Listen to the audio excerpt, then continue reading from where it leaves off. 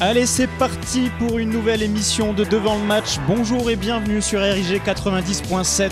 On est ravis de vous accueillir pour une nouvelle émission. On vous remercie particulièrement de nous avoir suivis tout au long de la semaine, d'avoir lâché des likes sur les vidéos YouTube, tout ça. On vous remercie beaucoup. Donc pour ceux qui nous rejoignent, allez sur notre page Facebook Devant le match. Vous retrouverez toute notre actualité et allez sur la chaîne YouTube DLM officielle pour retrouver le podcast de ce soir. Puisque ce soir on a encore un programme très très riche, beaucoup d'invités autour de la table. J'espère que vous êtes chauds messieurs. Je vais vous présenter un par un comme d'habitude. Avec moi j'ai les titulaires indiscutables. Salut à toi Bernie. Capitaine Bernie. Oui, salut Benji. Ça va? Ça va? Eh ben, ça va. Ah, le mec qui fait le timide, ne fais pas le timide. Non, tu es aussi chez toi. Avec nous on a également Alex. Salut à toi Alex. Salut à toi. Tu vas bien? Ça va et toi? Bon ça va, nickel aussi. Et toi ça va Benji? Comment? Ça va toi aussi Benji? Écoute, ouais, ça va très bien. Okay. On se met bien. Ça fait quelques émissions qu'on se met plutôt à l'aise, donc ma foi on va continuer quand même. Et ben on va continuer comme ça avec du très très beau monde. Donc avec nous ce soir on a Vahem, donc qui est youtubeur qui nous. Avec nous on a son acolyte, donc Guillaume. C'est ça, bonsoir à tous. Putain, j'ai pas fait d'erreur cette fois-ci, c'est bien. Hein. Ouais, c'est beau. Donc pour ceux qui vont nous regarder sur le podcast, il a une moustache à faire pâlir tous les hipsters de l'iBot. Un sourire à la caméra parce que. Un peu de cire pour relever les là tu nous fais rêver, mais ça te va vachement bien en plus. C'est gentil, merci. Si je pouvais avoir une moustache. Bon. Ouais. Avec nous aussi. Si je pouvais en avoir une aussi. Ouais, c'est pas encore. Mais des poils déjà fait bien, c'est bien aussi. Avec les filles aussi, pas des hommes.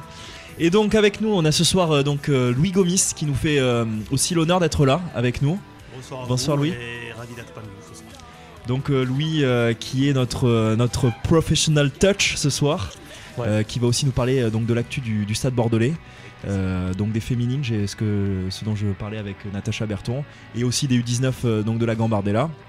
Bon, la CFA tout se passe bien, donc je sais pas si on va en parler finalement. Hein, voilà, la montée elle est actée pratiquement. Hein, donc, ouais, c'est ça. On va avoir l'occasion d'en parler. Donc les gars, vous voulez commencer par quoi, Vahem ou Louis Gomis? Bah écoute, je te laisse gérer. Bon, mais puisqu'on était avec Louis, alors on parlait de l'actu.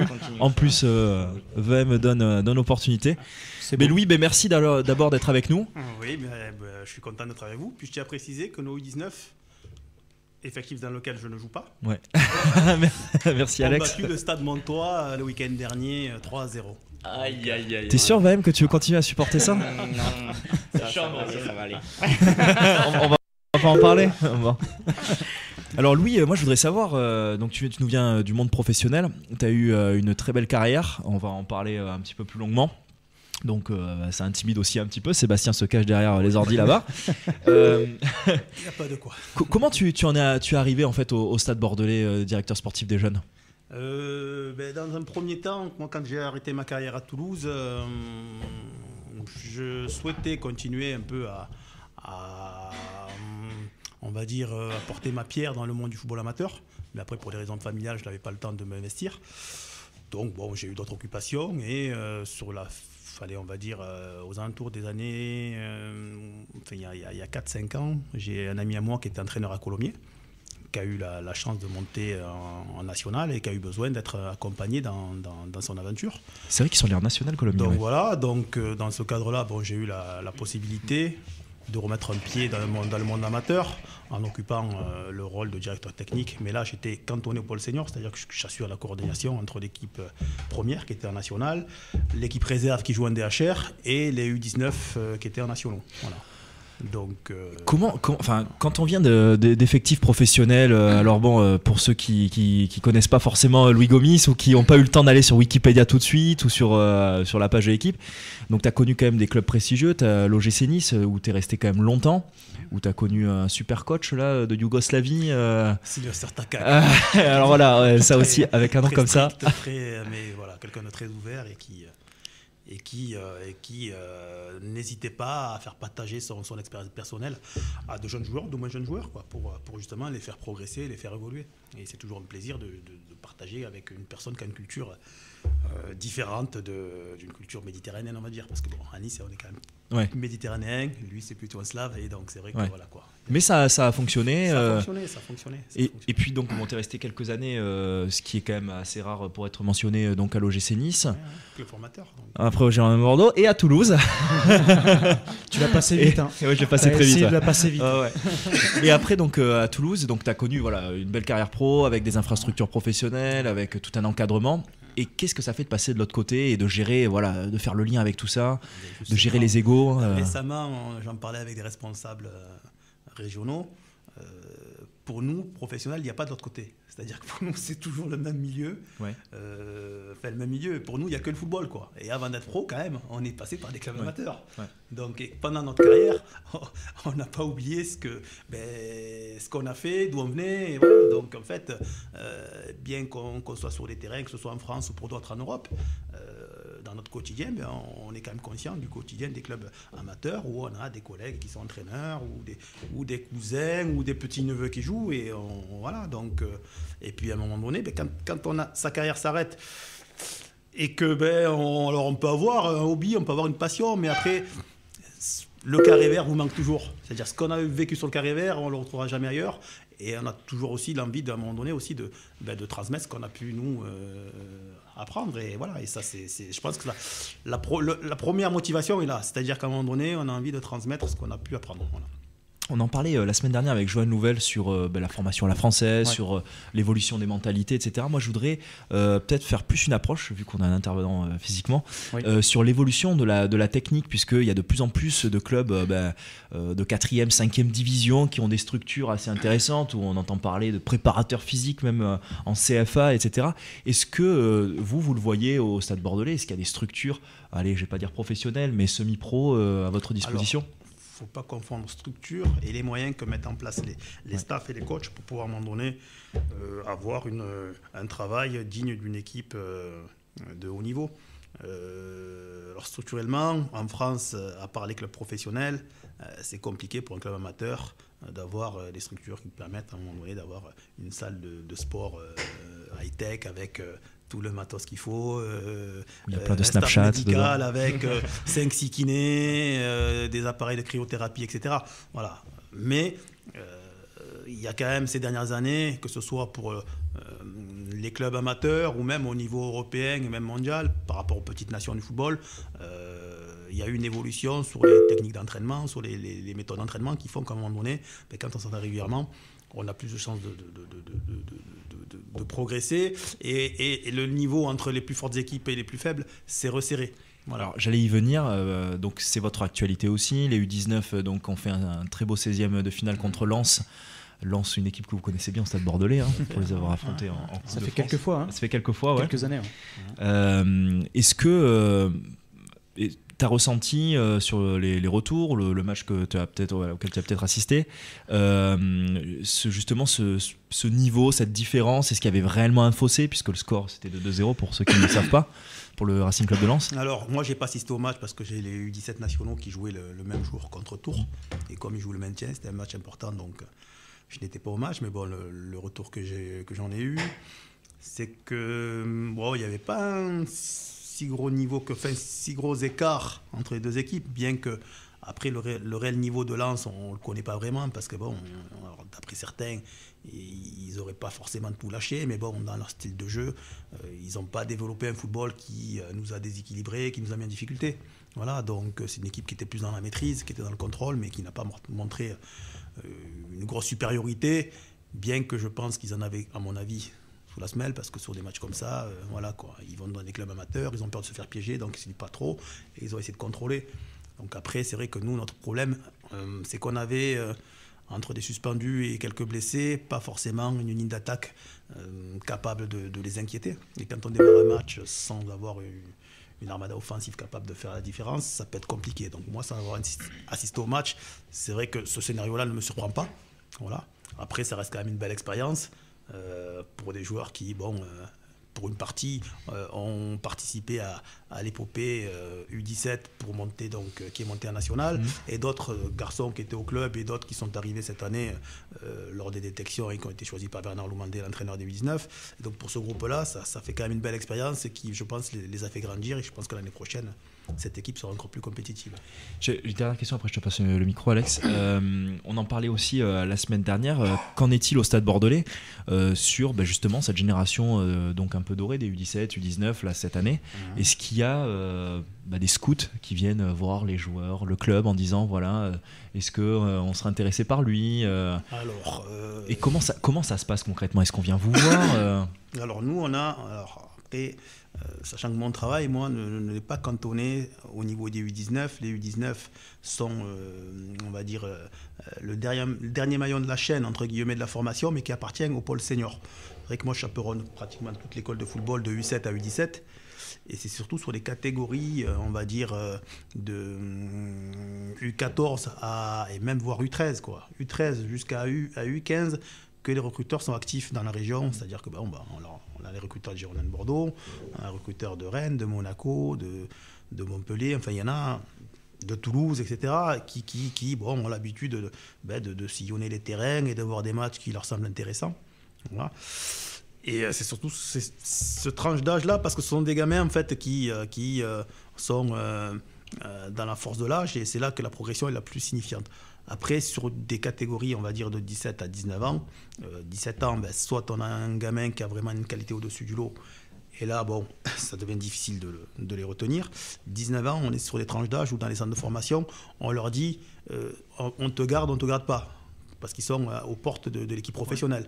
Et c'est vrai que, alors, certains clubs qui ont des manques viennent chercher de temps en temps le petit joueur qui a un truc en plus pour essayer de l'intégrer et de lui donner une autre chance, mais c'est très rare. C'est déjà acté, en fait, finalement, U19. C'est ça. Mais les clubs, quand même, ont évolué par rapport à ce qui se faisait avant. C'est-à-dire que maintenant, il y a des cellules de recrutement qui travaillent sur les championnats, justement, de CFA, etc., pour voir des joueurs intéressants. Alors, soit pour compléter un effectif où la chance va être donnée à ce jeune, ou soit peut-être pour prêter ce jeune-là dans un club de national et essayer de le laisser mûrir encore 2-3 ans. Parce que ces dernières années, se sont aperçus que des joueurs qui n'avaient pas eu l'opportunité de signer professionnel pouvaient devenir international. On a eu le cas avec Mathieu Valbuena, mais il y a plein d'autres cas, des garçons qui sont passés entre les mailles du filet. Mais ça, c'est une réalité qui ne date pas d'aujourd'hui, quoi. Alex, tu voulais poser une question? Alors, déjà, puisque je travaille sur les U19, je me voyais quand même placer une petite phrase, dessus quand même. Fais-toi plaisir, allez, fais-toi plaisir. L'entraîneur a dit que c'était un match c'était un match serré, il était content du système tactique qu'il avait imposé. Ces joueurs l'ont respecté, même si ça n'a pas marché, ils ont perdu. Et moi, je vais te poser une question sur ton passage au Girondins de Bordeaux. Je veux savoir, pas forcément sur les Girondins de Bordeaux, mais quelle a été ta meilleure saison, le club où tu t'es le senti le plus à l'aise? J'ai été formé à l'OGC Nice, j'ai passé toute ma carrière. Après, je serais un menteur si je dirais que j'ai été le plus à l'aise, si ce n'est qu'au niveau familial, et j'avais toutes mes attaches là-bas, donc c'est vrai que je dirais peut-être l'OGC Nice. Mais après, sportivement, tout ne s'est pas déroulé comme je l'aurais aimé, en tout cas au niveau humain, avec une ou deux personnes qui étaient au club à l'époque. Mais ça fait dans la vie d'un footballeur, je veux dire, on est confronté à ça. Après, on ne pourra pas aller à Bordeaux, puisque je vais te faire plaisir, puisque tu es un Bordelais. Et évidemment. On est là. Mon passage à Bordeaux a été un passage où, même sportivement, j'avais l'ambition de passer un cap et de passer à autre chose. Et ça n'a pas été le cas, pour des raisons, dans un premier temps. J'en suis le premier responsable, c'est moi qui ai fait le choix de venir dans ces conditions-là. Et c'est vrai que, arriver dans les conditions dans lesquelles je suis arrivé dans ce club-là, j'ai pas eu l'occasion de m'exprimer comme je l'aurais souhaité. Et ça a été compliqué après, parce que j'ai pas trop eu de temps de jeu. Mais après, humainement, c'est le vestiaire où j'ai eu alors, je suis resté 2 ans, mais c'est le vestiaire où j'ai eu le plus de plaisir à partager de bons moments entre collègues, que ce soit à l'entraînement ou lors des déplacements, parce que c'est vrai qu'on avait un groupe qui était très joyeux, il y avait beaucoup de vie, et alors certes les résultats ont fait qu'eux aussi, mais au-delà de ça, voilà, pour te faire plaisir, mais franchement, je le pense, le vestiaire dans lequel j'ai passé vraiment de bons moments, je dirais Bordeaux, mais bon, Nice, après, ça reste quand même mon club de cœur parce que bon, voilà, c'est là-bas que j'ai été formé. Tant que tu ne dis voilà. pas Toulouse, ça me va. Franchement, tant que tu dis pas que Toulouse c'est le meilleur. Calme-toi. Redescends en pression. Me casse pas une table. Alors, tout de suite, on reçoit un appel. Là, on va avoir Ousmane Fané avec nous, donc qui a émigré donc en Angleterre à Oldham Athletic. Donc où il fait ses gammes dans une équipe où je crois que ça doit être le plus grand et le plus athlétique. Est-ce que Ousmane est avec nous, Benji ? Je pense que oui. Oui, Ousmane, vous nous entendez ? Oui, je vous entends. Oui, bonsoir Ousmane. J'étais en train de faire votre présentation sur le fait que vous êtes parti donc à Oldham Athletic et on a plein de questions à vous poser sur ce club, sur votre vie là-bas. Et donc ce soir avec nous, comme je vous l'avais déjà dit au téléphone, nous avons Louis Gomis qui a évolué à l'OGC Nice, à Bordeaux et à Toulouse notamment. Donc il nous fait l'amitié d'être là avec nous en plateau. Nous avons Vaim qui est youtubeur, donc donc l'équipe habituelle. Voilà, donc nous avons un Dacois, enfin un Montois. Donc l'un dans l'autre, on a plein de questions à vous poser. Déjà, comment ça va Ousmane ? Ça va très bien et vous ? Écoutez, maintenant qu'on vous a, ça va nickel. Voilà. Donc je vous remercie de nous faire l'amitié. Vous avez eu un entraînement là aujourd'hui ? Oui, ce matin. Bon, comment ça s'est passé ? Vous avez tout cadré ? Ouais, pour demain, pour le match de demain. Bon, voilà, ça c'est la bonne réponse. Alors, comment ça se passe à Oldham ? Comment vous êtes atterri là-bas ? Comment j'ai atterri là-bas ? C'est une très très très longue histoire. Alors on adore ça. D'abord j'étais en Angleterre il y a à peu près 3 ans, j'avais à peu près 20 ans. J'avais joué en CFA2 au Racing, après j'avais décidé de quitter la France. J'ai pris mon sac, je suis parti un peu à l'aventure, j'ai rencontré des personnes, on m'a ramené dans un club de D5, ça s'appelait Forest Green Rovers, je sais pas si vous connaissez. Oui, alors enfin moi je regarde un petit peu. Bernie, tu connais pas ? Alors Bernie, ce que je vous disais, Ousmane, c'est celui qui vous connaissait de Football Manager. Voilà, donc il vous connaît, il vous suit quoi. Vous avez un fan. Ah ouais. Ouais. Il sait que vous avez joué à l'Aviron Bayonnais, tout ça. On a gagné le championnat, Ousmane. Voilà. J'ai le championnat. Eh oui. On a été champions tous les deux. Ouais, félicitations alors. C'est un fou furieux de ce jeu, donc quand je vous ai dit que vous veniez, il fait oui, Aviron Bayonnais 2010. Je fais voilà, bon, ok. C'est notre Wikipédia du plateau. Alors pour en revenir à vous, Ousmane, donc vous êtes parti à l'aventure. Enfin, ça semble surréaliste pour les gens qui nous écoutent et qui pensent que le football n'est que paillettes. Donc, vous êtes parti à l'aventure en Angleterre avec votre sac à dos et vous avez fait un essai. Comment c'est passé ? J'ai fait quelques rencontres, des soi-disant agents un petit peu, comme on dit, un petit peu mytho. C'est pas un agent, bon, il m'a quand même trouvé un petit essai dans un club de D5. Ensuite, ça s'est bien passé. Ils ont voulu me faire signer et cet agent, comme je vous l'ai dit, un peu soi-disant mytho, a demandé un peu trop d'argent. Ouais. Finalement, ça s'est pas fait. Je suis resté 6 mois dans ce club. J'avais pas d'argent. Bon, on me donnait un petit peu d'argent. L'entraîneur me donnait parfois un peu d'argent. Les joueurs, ils m'aidaient. On m'a logé et tout, donc ça allait. Voilà, je me suis entraîné 6 mois et finalement, j'ai pas signé. Je me suis blessé. Je suis retourné en France. Et je faisais mes études actuellement en BTS. Et j'avais arrêté, j'avais mis entre parenthèses un peu les études. Et j'ai repris l'école, ça a été dur, hein. Les professeurs, ils ont pas trop voulu. Hein. J'avais raconté plein de stories, comme quoi j'étais en Afrique, j'avais menti, comme quoi ma famille n'allait pas très bien et tout. Bon, finalement, je suis retourné à l'école et je suis parti jouer, je sais plus où je suis parti jouer, je suis reparti jouer au Racing, je crois, j'ai fini 6 mois là-bas en DH. Et j'ai gardé contact avec cet entraîneur et il m'a ramené la saison dernière dans un club de D5 qui est de Master, si vous pouvez le voir dans mon parcours. Ouais. Il m'a recontacté, j'étais en Norvège, j'ai fini la saison en Norvège et quand j'ai fini, il m'a contacté, il m'a dit de venir, parce qu'il cherchait un milieu défensif et je suis arrivé là-bas, tout s'est bien passé, j'ai fait quelques matchs amicaux, et il a regardé ma condition physique, ça s'est bien passé, j'ai signé là-bas pour 6 mois. Après 6 mois effectués là-bas, on m'a transféré cet été à Oldham, comme ça que je suis arrivé ici. Alors, je vais vous dire, on est tous là autour du plateau. On a la bouche qui traîne par terre tellement on est assis d'ailleurs tous de votre parcours. C'est complètement surréaliste. Il faut avoir une force de caractère et de croire. Alors en plus, on a un ancien professionnel avec nous. Faut croire en ses rêves jusqu'au bout là. Il faut croire en ses rêves quand vous dites. Alors moi, Ousmane, j'ai une question à te poser. Louis Gomis, c'est l'appareil. Avec tout ce que tu as vécu, maintenant, est-ce que tu as des objectifs bien précis par rapport à ta situation et par rapport à l'avenir? Maintenant que tu es dans un club, que tu as réussi à prendre le wagon, quelles sont tes ambitions maintenant et tes objectifs? Pour l'instant, j'ai signé pour 2 ans à Oldham. C'est de jouer le maximum de matchs possible. Et après, en fin de saison, si j'ai joué, je me suis fixé à peu près un objectif de match. Si je l'atteins, j'espère que d'autres clubs de division supérieure, c'est-à-dire les championships, vont pouvoir me proposer quelque chose. Cet été, j'espère. Après, si ça se passe pas cet été, il ne faut pas se presser, c'est pas grave. Bon, j'ai encore 1 an de contrat. Tu as signé 2 ans, donc c'est vrai qu'il ne faut pas se précipiter. La division 3, c'est un très très bon championnat. C'est costaud, c'est athlétique, ça va vite. Et voilà, si ça ne se fait pas cet été, j'ai toujours 1 an de contrat, j'ai toujours une sécurité, donc ça va. C'est parfait pour votre physique, ça, Ousmane, parce que j'ai cru comprendre que vous étiez le plus balèze de l'équipe, là. Non, je ne suis pas le plus balèze de l'équipe. Ils sont très costauds, les Anglais. Ouais, ils mettent du bois, ils hésitent pas à aller au-delà du protège tibia ou quoi? Non, après ça, franchement, c'est un peu des... Ça, c'est les Français, ils aiment bien un peu remixer, je pense, parce qu'ils disent les Anglais sont pas techniques et tout, ils rentrent dedans, c'est pas vrai. C'est juste que dans les duels, ils sont très très costauds et ils n'ont pas peur d'y aller, mais techniquement, ils sont bons, ils sont très très bons même. Est-ce que vous avez, parce que je regardais un petit peu l'équipe de Oldham, il y a eu pas mal de bons joueurs de jeunes catégories en fait, d'équipes anglaises. Est-ce que vous le ressentez du coup à l'entraînement, cette qualité-là? Ouais, je le ressens, mais après on s'entraîne pas.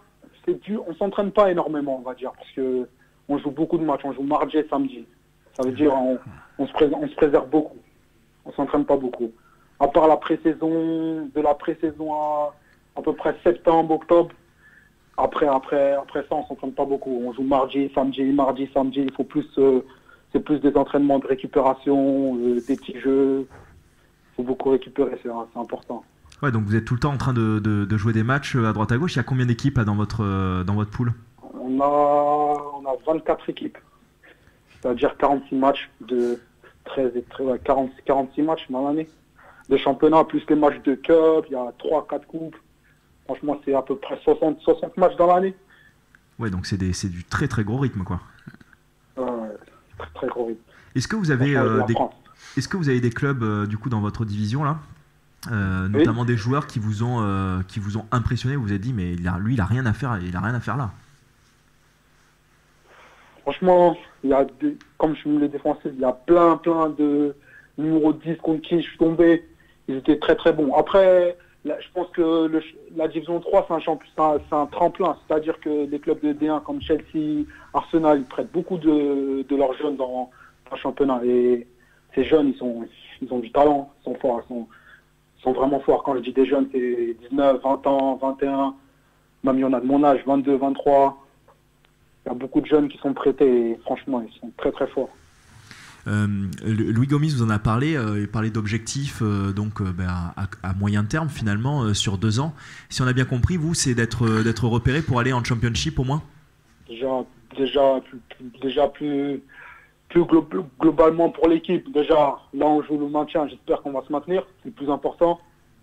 Donc, si je n'arrive pas à accéder au niveau supérieur déjà cet été et qu'on se maintient, je pourrais encore jouer une deuxième année dans ce championnat.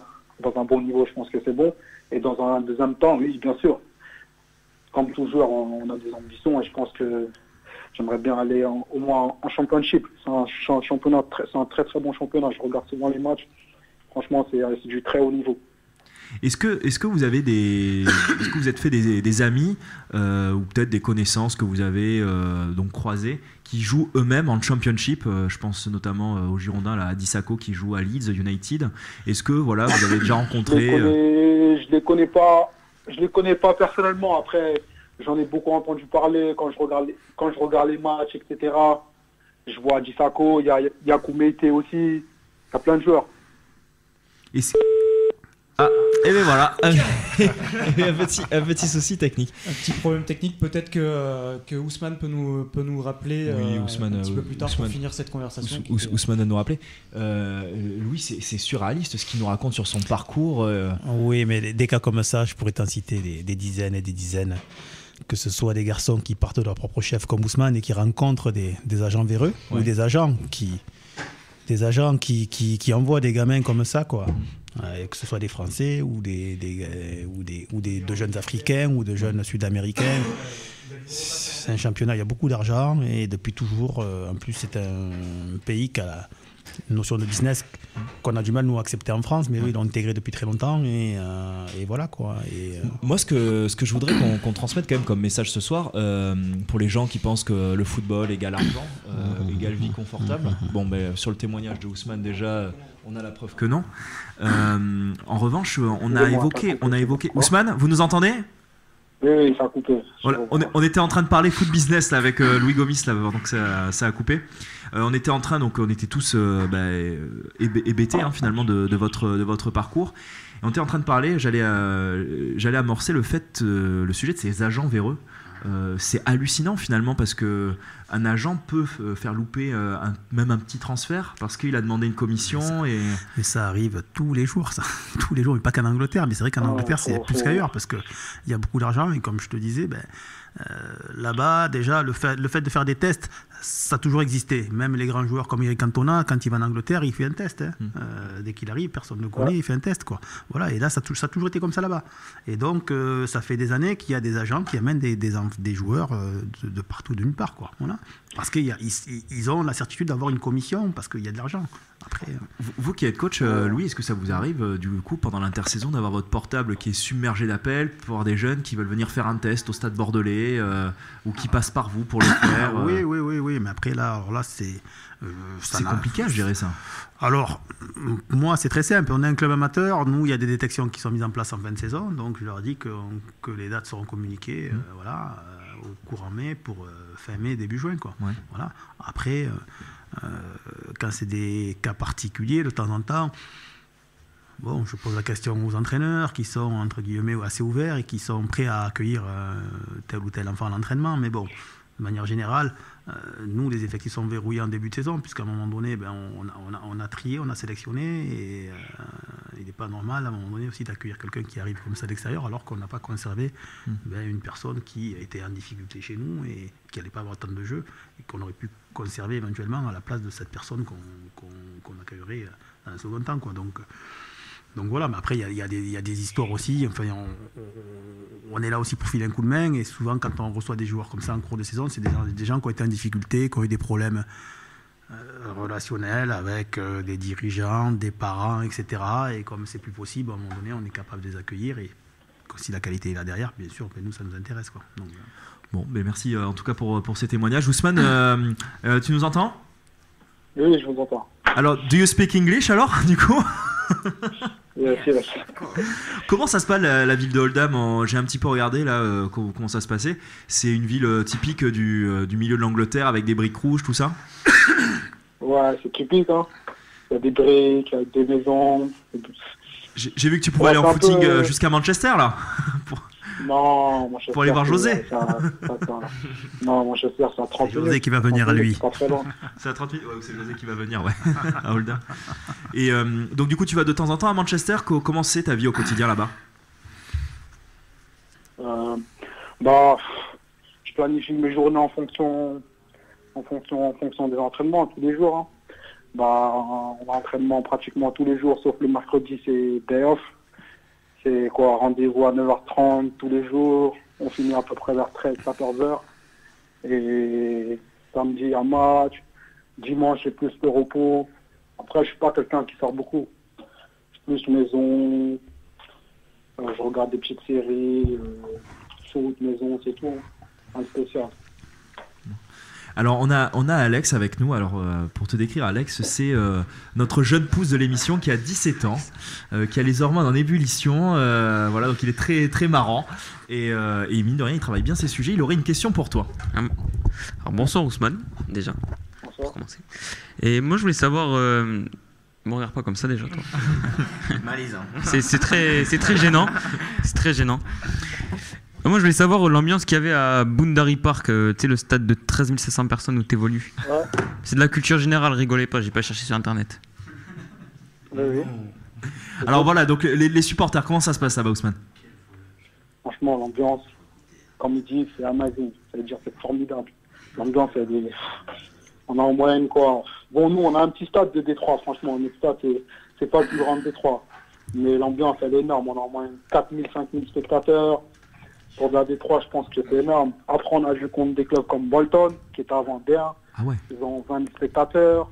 Sheffield United, ils ont 20 000 spectateurs. Bradford, 20 000 spectateurs. Coventry City. Grand stade. Coventry City aussi. Bon, maintenant, les fans ne sont pas trop... Ils sont un peu dans le trou là-bas. C'est-à-dire, il n'y a pas trop de fans comme avant, mais c'est un grand stade. C'est magnifique. Donc l'ambiance magnifique, est-ce qu'on t'arrête dans la rue en disant « My God, it's Ousmane » ou enfin je veux dire, est-ce que voilà, on t'arrête à la sortie de l'entraînement pour des autographes enfin, est-ce que tu as vraiment l'impression d'appartenir à un club avec une culture, avec une histoire? Souvent quand je pars les courses, genre le plus grand magasin il s'appelle Tesco en Angleterre, c'est genre Carrefour.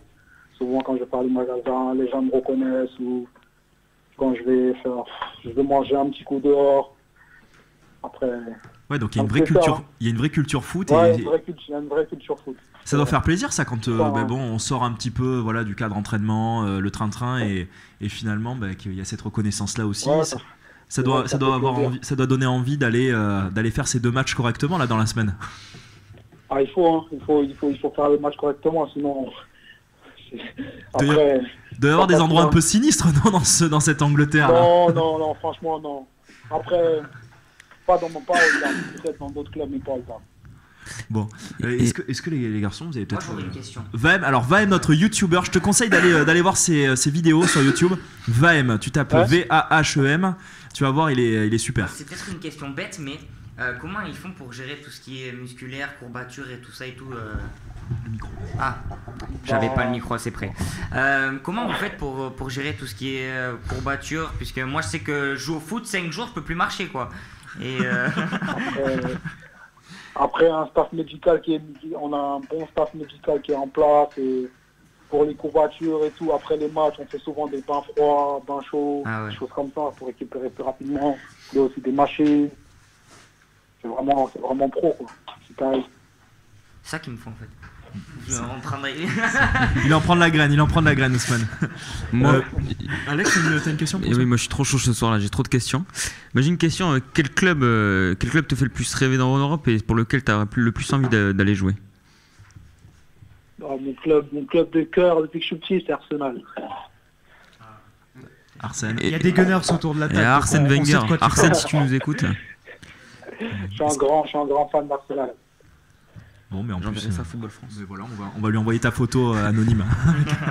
En anonyme. Bernie, une question peut-être pour Ousmane? Salut Ousmane, donc c'est Bernie, ton coach qui t'a été champion en Football Manager.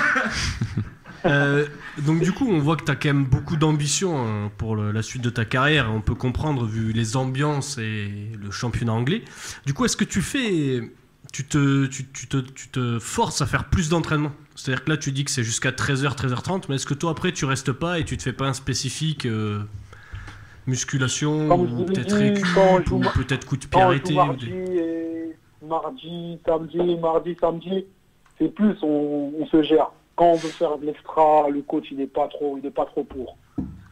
Après, quand je sens que j'ai les jambes pour faire un peu plus, après l'entraînement, bien sûr que je le fais. Après, j'habite dans la ville d'Oldham, j'ai la salle de muscu qui est juste à côté, j'habite tout proche du stade, donc ça va, j'ai tout à côté. J'habite à 2 minutes du stade, je suis tout proche et tout. Ousmane, Louis, une question pour toi. Oui. Dis-moi, donc toi maintenant qui fais partie de ce championnat, comment tu juges la qualité du staff technique qui t'encadre au niveau justement technique, tactique et même au niveau soin pour la récupération, puisqu'on vient d'évoquer la récupération. Donc comment tu comment tu les évalues par rapport à ce que tu as pu connaître, par rapport à ce qui se fait en France, voilà. Comment tu les évalues? Je pense qu'en fait, c'est différent de la France. Il n'y a pas de jeunes, il n'y a pas de vieux. En vrai, si t'es bon, tu joues. En France, j'ai souvent... Ils se prennent pas la tête, quoi, en fait. Ils se prennent pas la tête. En France, j'ai joué à Pontivy, c'est-à-dire en Bretagne. Je ne sais pas si vous connaissez à Pontivy. À la GSI Pontivy, en Bretagne. Ouais. J'ai joué 6 mois là-bas. En fait, j'entends souvent les jeunes, t'es jeune, t'as du temps, tu dois patienter. Ouais. Il n'y a pas de ça. En Angleterre, les mecs, ils ont 18 ans, il y en a, ils jouent. Ouais. Dans mon équipe, il y a un jeune de 18 ans, il est prêté par un club de bien et il joue beaucoup de matchs régulièrement. Il y a pas de, j'imagine que là-bas, il n'y a toujours pas de mise au vert. Tu arrives juste avant le match et voilà quoi. Tu viens, tu poses dans le vestiaire et bon, parce que c'est vrai qu'en France, même en CFA, CFA2, bon, de temps en temps, il y a des coachs qui veulent avoir des mises au vert. Hein. Voilà, hein, et c'est vrai que bon, j'imagine en Angleterre, ils se prennent pas la tête avec ça, quoi. J'imagine.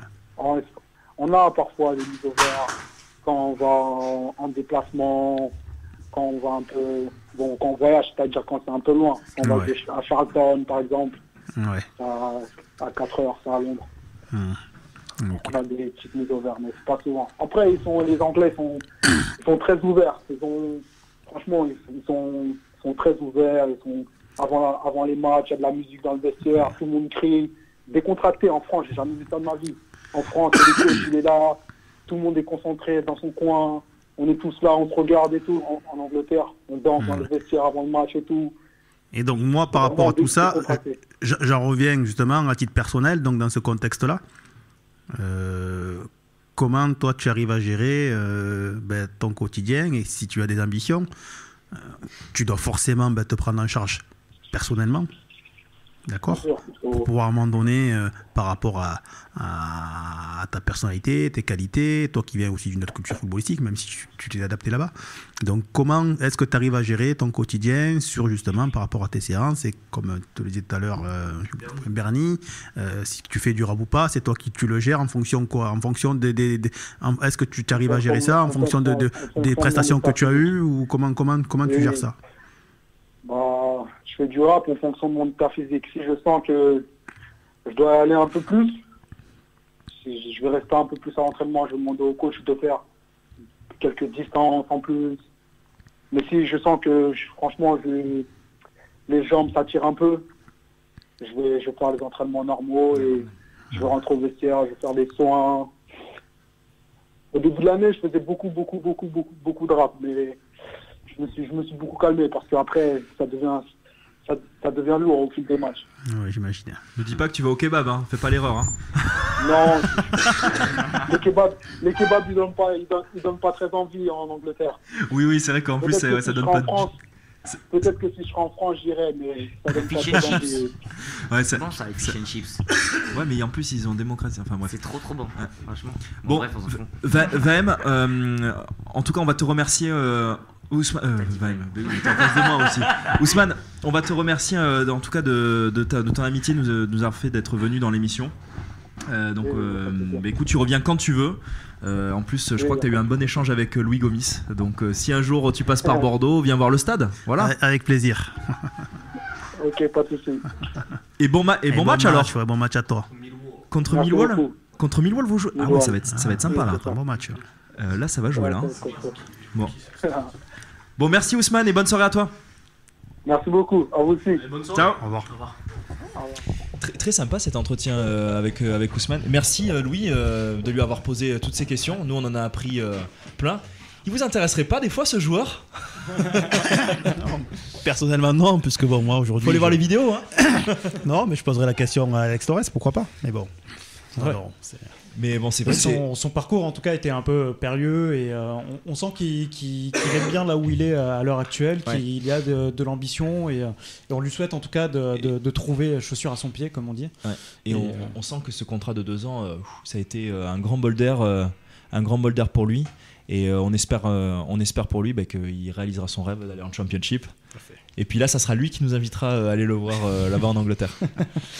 Bon, messieurs, on va peut-être passer à la suite du programme, présenter nos autres invités plateau, puisqu'on... Non, parce qu'ils sont là, ils se prennent en photo et tout depuis tout à l'heure. Va falloir maintenant nous parler un petit peu de vous, les gars. On est ravis de vous accueillir avec nous, dans le studio en tout cas. Merci. Est-ce que vous pouvez présenter aux vieux qui sont autour de la table, qui ne comprennent pas un petit peu ce que vous faites sur YouTube? Alors Internet a été inventé en... Ouais, c'est ça. En gros, moi, ce que je fais, c'est que je fais des vidéos sur YouTube, donc sur la plateforme YouTube, depuis 2 ans. En fait, je fais des vidéos de football. Dans un premier temps, j'avais commencé avec des vidéos FIFA. Puis en grandissant, moi, jouer, tout ça, et à la console, ça m'a saoulé. Du coup, voilà, je fais des vidéos de foot et avec Guillaume qui va parler aussi. Bonsoir à tous. Oui, donc moi je connais Vahem parce que j'avais Tu l'as rencontré en boîte, c'est ça? Avoue-le. Ça faut pas le dire, ça. Non mais en fait on a des amis en commun et je suis tombé sur ces vidéos YouTube justement via un partage Facebook d'un ami à lui. Et donc c'est vrai, au début il faisait du FIFA et donc moi j'avais pas grand chose à faire puisqu'il jouait devant sa console. Mais ensuite donc il est parti jouer sur des terrains de football et il faisait souvent des tirs sur des cages vides. Et on se connaissait pas du tout, mais j'ai pris l'initiative de lui envoyer un mail pour... c'était un mail? Oui, c'était un mail, sûrement. C'était pas un pigeon voyage? Non, c'est bon. Et un mail auquel d'ailleurs il ne m'a pas répondu. Ouais, au début je t'ai tombé total. Mais bon, au final on a fini par se contacter et c'est vrai que c'est pas pour me jeter des fleurs, mais je trouve que ça rend mieux avec un gardien. Faire des tirs sur des cages vides, ça n'a pas grand intérêt, quoi. Ouais, c'est sûr. Et puis bon, c'est des petits détails. Bon, l'image, on en a parlé tout à l'heure en début d'émission, mais le fait que tu aies cette petite moustache, ce truc qui en plus qui sort vraiment de l'ordinaire, ça rajoute au personnage. Donc voilà, ça devrait motiver nos auditeurs à aller voir. Je l'avais pas au début. C'est un truc différent. Après, Vahem a aussi son accent qui change, sa spontanéité. Et ça fait toute la différence avec les autres youtubeurs. C'est vrai que ça se démarque et on le remarque surtout avec les commentaires en dessous des vidéos sur YouTube justement où ma moustache apparemment fait mais je vais te dire quand on a dit à Vahem voilà, est-ce que tu veux venir à l'émission et que tu nous as dit mon acolyte vient, Guillaume vient, tout de suite Bernie m'a dit attends, c'est le moustachu là et tout, il a l'air bouillant lui. Donc on est très heureux de vous avoir. Ouais, c'est vrai, on me compare souvent à Luigi d'ailleurs, le célèbre joueur, le célèbre dans les jeux vidéo, mais bon. Tu lui fais mal un peu parce qu'on voit que Vahem t'as un peu du mal à lui mettre des cajots. Ça il me fait pas mal du tout. Dernière vidéo, je l'ai explosé. Ça c'est sûr, tu fais mal à personne. Hein. S'il y a la bâche derrière. Il a fallu qu'il se retourne et que tu lui mettes des frappes pour mettre des buts quand même. On l'a vu. Surtout ce qui est terrible avec ces vidéos, c'est que c'est Vahem qui fait le montage. Alors moi, on les voit pas tous les tirs non cadrés qu'il fait quoi en fait. Pas tous les trucs qui vont au ras du sol. Non. Bernie, donc, qui est sur la toile actuellement, a trouvé une très belle photo qu'on diffusera d'ailleurs sur la page Facebook. Voilà, ce qui ressemble le plus donc à Guillaume, qui se demande ce qu'il a trouvé. C'est le boxeur dans le jeu de boxe Ready to Rumble. Tu te souviens pas du boxeur anglais? Oh, alors là, t'es jeune. Mais ça sera l'occasion d'aller découvrir ça sur la page Facebook. On peut trouver un air de ressemblance, mais seulement au niveau de la moustache. Ah oui, non, mais c'est vrai. Ces moustaches sont aussi un peu Freddie Mercury et tout, ça mélange de tout. On me sort souvent les Brigades du Tigre, mais je suis trop jeune pour les avoir connus. Brigades du Tigre, ouais. Alors, ce qui va nous intéresser, parce qu'on se pose beaucoup de questions autour de la table. Alors, moi, je vous suis un peu, je comprends un peu le délire sur YouTube et tout ça, mais il y en a qui sont moins adeptes autour de cette table. Oui, par exemple, Louis, qui fait des grands signes. On se pose la question de oui, vous faites des vidéos de foot sur YouTube et tout ça, mais est-ce que vous êtes vous-même des fans de foot? Est-ce que vous avez un club préféré, etc. Est-ce que vous pouvez nous en parler un peu? Alors oui, moi je suis un grand fan de football, donc j'ai baigné dans ça depuis que je suis tout petit. Bien entendu, tout ce qui est JE, c'est dégueulasse, c'est pas du supporter et tout ça. Après, moi, ce que je veux dire, c'est que pour avoir été dans le stade, Nakata. le truc, c'est vraiment un stade de fou. Non, mais objectivement, même si vous n'êtes pas pour Marseille, vous êtes obligé de dire. Mais dites-le, les gars. Le mec, il était ticket, il te fait une bonne thèse antithèse de Pépinière, donc objectivement. Non, mais que Marseille, quand même, c'est Marseille. Bon, c'est Marseille. Mais les tifos qu'il va y avoir là, vous allez avoir les frissons, même si vous êtes pour Lyon, Marseille, Saint-Etienne, Guingamp, t'es obligé. Si à Guingamp quand t'as un tifo, il est fait en crêpe déjà. Les abonnés savent tout. Par contre, C'est ce ça. qui me rassure, c'est qu'il tire aussi bien les coups francs qu'à Marseille. Ça, c'est super. ça me rassure. Voilà. Ça respecte rien. non, mais On vous risque êtes rien au affreux. match 8. Ah oui. Venez au match Non mais 8. on n'aura plus aucun invité les gars, calmez-vous. Qui m'avait pas prévenu? Vous savez que l'émission d'après c'est Girondin Analyse quand même, enfin vous êtes conscient quand même. Ouais. Vous voyez le monsieur, vous voyez le monsieur qui est dans le coin là-bas. C'est voilà, c'est Girondin Tu vois le Analyse. mec à la casquette là-bas, hein, il est pas videur. Hein. Même au McDo, il est pas. À la limite, ouais, il vide les casiers du McDo. Alors, mais pour en revenir un petit peu à nos moutons, donc tu nous as un peu expliqué, voilà, YouTube, comment ça se passait. Est-ce que combien de temps ça te prend pour faire une vidéo Ouais, très bonne question. Alors une vidéo, bon déjà faut la penser, c'est-à-dire je pense à des petits défis que je peux faire avec Guillaume, je lui envoie un message, je lui dis tu penses que c'est faisable et tout, et voilà. On se planifie ça, donc voilà, on se voit un matin, on tourne ça. Et puis après, le plus gros temps, c'est vraiment la post-production, le montage, qui là, si tu t'appliques bien, peut prendre à 6-7 heures par vidéo. Donc vraiment, c'est du travail et c'est du temps. Mais bon, vu que j'aime ça, moi, ça me pose pas de soucis. Tout ça, c'est fait cliché de dire ça, mais je fais vraiment ça par passion. J'aime beaucoup faire des vidéos et tout ça. Et voilà, ça rassemble des gens, donc ça me fait plaisir. Voilà, on fait des foot parfois avec les abonnés, c'est vraiment cool. Donc voilà, c'est pas ça, vraiment ça ma priorité. Ça se ressent un peu dans les vidéos puisqu'on a eu Jordan Dutouya il y a 2-3 semaines de ça. Il y a dédicace à Jordan d'ailleurs avec qui j'ai fait une vidéo. Ouais. C'est un bon gars. Du coup, mais moi j'ai trouvé plus de plaisir à regarder tes vidéos à toi puisque tu es plus communicatif dans ce que tu fais que Jordan qui est sur un travail plus léché. On sent qu'il est sur un petit peu du merchandising aussi. Enfin, ça, Ouais. voilà, Oui, c'est pas le même truc. Moi, Voilà. c'est vraiment la déconnade. Enfin, vraiment, je suis quelqu'un dans la vie de tous les jours. J'arrive pas à être sérieux. Alors la pêche à la sardine, c'est une passion. Eh, c'est- figure-toi que la bouillabaisse. Non, Pour le coup, je suis d'accord avec toi. Ah Alors Excuse-moi d'aimer le poisson. Ouais, non, t'es renié par ton propre père quand Ah même, oui. à l'instant sur le studio. De toute façon, il m'a jamais assumé. Ouais, c'est vrai. C'est vrai. C'est normal. Mais t'as vu la tête que t'as? Tu veux que je te dise où est-ce que t'as été créé? Non. On en parle. Non, c'est bon. Tu veux que je te rappelle ou pas? On ne veut pas Calme-toi, savoir. alors tu te calmes de suite. Macumba, elle danse tous les soirs. On a perdu Alexis derrière, il ouais, a du ça y mal est. à démarrer son fauteuil, il est en rodage. Regarde, regarde, il est perdu. Et il fait pas un malaise. Hein. Les secours vont pas arriver avant un moment là, sinon. Bon messieurs, vous vous dissipez, je pense que c'est le Non, moment de j'avais, partir en pause parce que Non, là, vous j'avais êtes une beaucoup vraie, trop attends, chaud. une vraie remarque un peu sérieuse. Moi, ce que Bernie, j'avais apprécié. j'espère que c'est une Ouais. vraie question. Non, c'est pas une question. compte Ce que sur j'ai toi un apprécié dans ta vidéo où tu galères à mettre tes 3 ballons sur la barre. Ah ouais, la dernière T'as vidéo. mis 1h45, je crois Ouais. que tu dis dans ta vidéo. Ouais. C'est bien, t'as pas lâché, tu le dis ça à la caméra, et ça j'ai trouvé ça plutôt intéressant pour les jeunes qui te regardent et tout. T'as pas lâché, et donc ça c'était, je me suis dit tiens c'est pas mal. Bon, t'es pas bon mais c'est pas mal. Pour l'aider à progresser, nos U17 s'entraînent le mardi, le mercredi, le vendredi. Ça pourrait t'aider. Il y a des supporters marseillais parmi eux. Ok. Viens chez nous. Non mais Ouais, ouais, c'est vrai que un des trucs principaux de ma chaîne, c'est Moi, j'irais voilà, direct. j'encourage Tommy à Gomis qui me dit ça, j'y vais à ne direct. jamais lâcher. Parce que, voilà, quand tu tentes un défi, je savais que là, ça allait être très dur parce que 3 barres d'affilée, peut-être que pour un pro c'est facile, mais pour moi c'était pas facile honnêtement.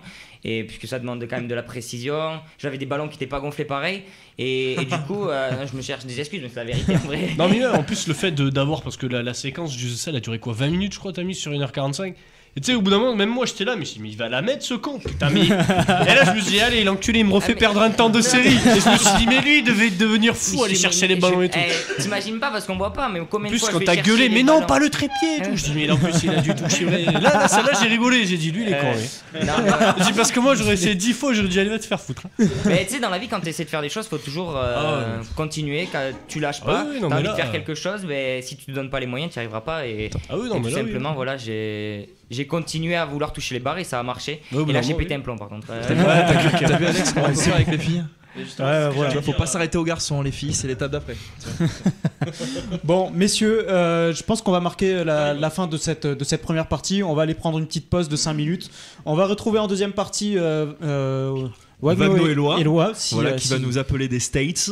Voilà, donc le responsable du FC Miami, c'est ça ? Exactement. Voilà, donc on l'aura en deuxième partie d'émission. On abordera avec lui plein de sujets, notamment le championnat américain ou même la Coupe d'Europe, puisque c'est aussi l'actualité de cette semaine. On va faire un petit peu d'actu quand même, parce qu'on perd un peu ça au fil des semaines. Donc on va continuer ça. Pour ceux qui nous rejoignent, encore une fois, allez sur notre page Facebook, Devant le match. Vous retrouverez toutes les informations qui nous concernent. Voilà. Ok. Donc bon, messieurs, on se retrouve dans 5 minutes. C'est parti pour la pause. Allez, à tout à l'heure.